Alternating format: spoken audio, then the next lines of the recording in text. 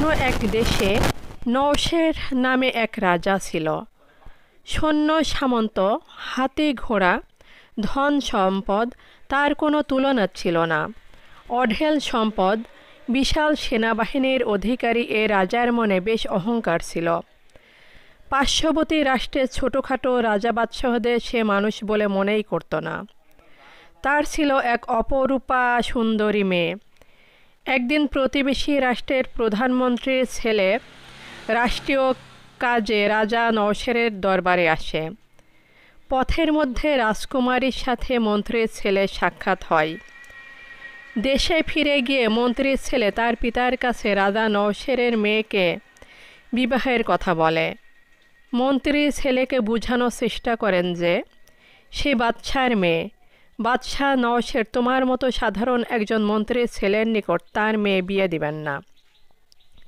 তাছাড়া সে সোনার চামচ মুখে দিয়ে বড় হয়েছে, আর তুমি একজন মন্ত্রীর ছেলে মাত্র।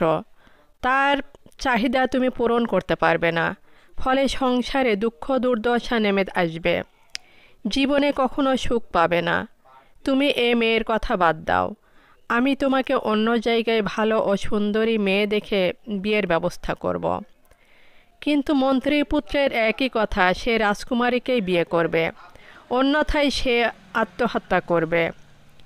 ছেলের কথা চিন্তা করে মন্ত্রী রাজা নওশেরের নিকট যান। মন্ত্রী তার পুত্রের সাথে রাজার মেয়েকে বিবাহ দেওয়ার প্রস্তাব করেন। মন্ত্রীর প্রস্তাব শুনে রাগে রাজার চেহারা বিবর্ণ হয়ে যায়। রাজা বলে, তোমার ধৃষ্টতা তো কম নয়। সাধারণ একজন উজির হয়ে আমার মেয়েকে তোমার ছেলের জন্য চাইতে আসলে কেন? কোন সাহসে? তুমি এই মুহূর্তে এখান থেকে বেরিয়ে যাও। রাজা মন্ত্রীকে যার পর নাই অপমান করে তার দরবার থেকে বের করে দিলেন। দেশে ফিরে মন্ত্রী নিজ পুত্রকে ঘটনা অদ্যপান্ত বলে তাকে ধৈর্য ধারণের উপদেশ দিলেন। এদিকে রাজা নওশেরের অপমান সইতে না পেরে মন্ত্রী হার্ট অ্যাটাকে মৃত্যুবরণ করেন। পিতার মৃত্যুতে মন্ত্রীপুত্র শোকে মোহমান। সে দেশে রাজা ও প্রধানমন্ত্রীর মৃত্যুতে অত্যন্ত চিন্তিত হয়ে পড়েন। তিনি মন্ত্রীর পুত্রের নিকট থেকে মন্ত্রীর মৃত্যুর কারণ শুনে ক্ষোভে ফেটে পড়েন। তিনি বলেন, বাদশাহ নওশেরের কিসের এত অহংকার? আল্লাহ চাইলে তার রাজত্ব অন্যকে দান করতে পারেন। এর কিছুদিন পর বাদশাহ নওশের একদা কুরআন তেলাওয়াত করতে বসে সূরা আল ইমরানে নিম্নোক্ত আয়াত পড়লেন, বলুন, হে আল্লাহ, তুমি সার্বভৌম শক্তির অধিকারী। তুমি যাকে ইচ্ছা রাজা দান করো এবং যার কাছ থেকে ইচ্ছা রাজ্য ছিনিয়ে নাও, আর যাকে ইচ্ছা সম্মান দান করো এবং যাকে ইচ্ছা অপমান করো। তোমার হাতে রয়েছে যাবতীয় কল্যাণ। নিশ্চয় তুমি সর্ববিষয়ে ক্ষমতাশীল। আল ইমরান ২৬। এ আয়াত পাঠ করে নওশের ভাবলেন, এটা কি করে সম্ভব? আমার এত সৈন্য সামন্ত থাকতে কিভাবে আমার রাজ্য অন্যের কর্তলগত হবে? এটা হতে পারে না।